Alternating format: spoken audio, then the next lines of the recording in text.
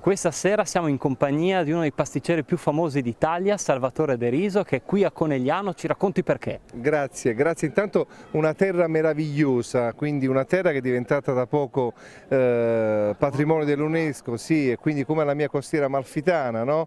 E quindi ho fatto un giro meraviglioso, ho visto questa piazza che ho alle spalle, ma anche tanti palazzi bellissimi. Ero già stato qui tanti anni fa per un evento appunto gastronomico della pasticceria, ma per poco tempo, invece questa volta sono riuscito a godermela di più.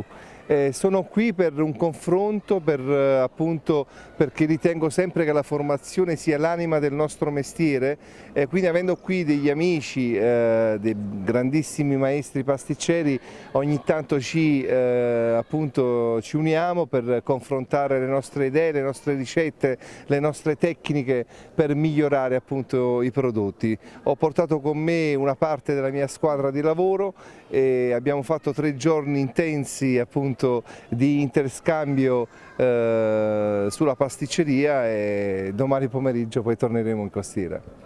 Lei è il principe della delizia al limone, lei sa che invece la marca trevigiana è famosa per il tiramisù. Quale preferisce fra i due?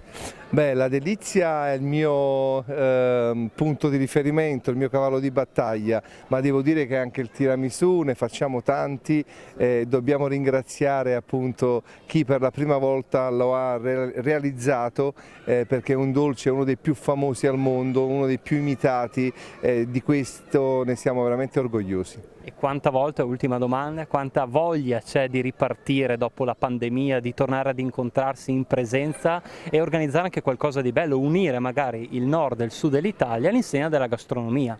Dopo questo momento terribile che deve rimanere solo un ricordo al più presto, c'è proprio voglia di tornare fuori, di incontrarsi, di viaggiare attraverso la nostra Italia. Quindi dopo questo momento appunto dobbiamo rimetterci in pista, dobbiamo recuperare il perduto, il tempo che siamo rimasti dentro chiusi.